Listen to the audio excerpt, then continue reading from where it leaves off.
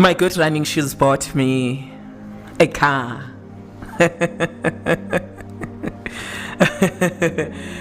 My good running shoes bought me a car. My running shoes bought me a car. And the way there was such a good running shoe that I had then, that was the only thing that I had at a time when I needed to have a car for an appointment, for a meeting of God's house.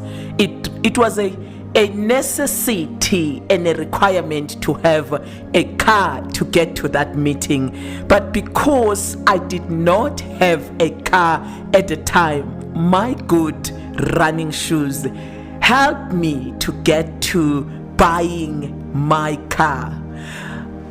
Those good running shoes, let me tell you this brief story of my life.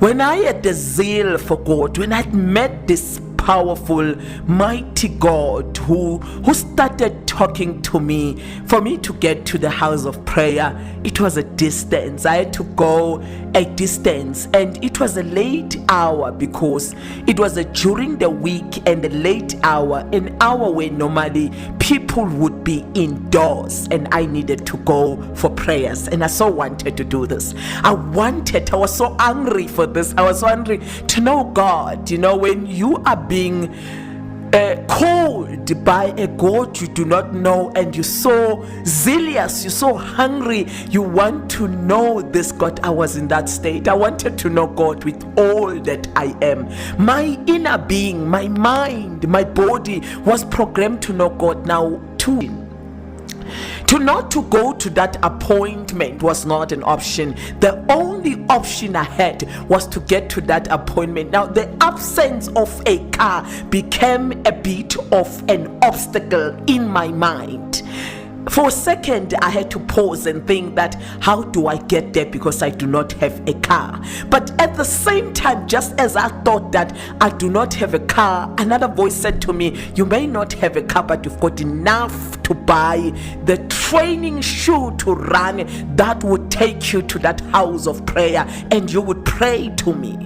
Trust me, you my friend, in my bank account I had enough money that could buy a pair of shoes, and I took that money, I took all of it, and I went into a shop that sold a good pair of running shoes, and I bought myself a beautiful set of running shoes that were comfortable. And I tell you, come the time for prayer, when the time for prayer came, I put on my running shoes and I would run to that house of God. I would run inside, and I got there on time. When I was inside, what a joy it was to be amongst the saints, to be amongst the children of God and get to know God. And I would worship God. I would worship God, and when I'm done, trust me, when we finish, it would be even later than the hour that I came in, and everybody would be collecting themselves to jump in their cars. Then I would take my running shoes again, and I would go back home running, and I would go back home running because I had a hope to meet this God and get to know him better. And I walked with this God hoping, and I came to where I am with God. I want to tell you today to be content in what you have. It's not the things that we're hoping for that will enable us to have them. It's the things that we have that will enable us to have what we're hoping for. Be content in nothing. So with God you can be content in everything. Never base your future on the things that you think you deserve. If you ever think that because I deserve to have a car now and I don't have a car will do nothing, you're making a mistake, my dear friend. Let me tell you.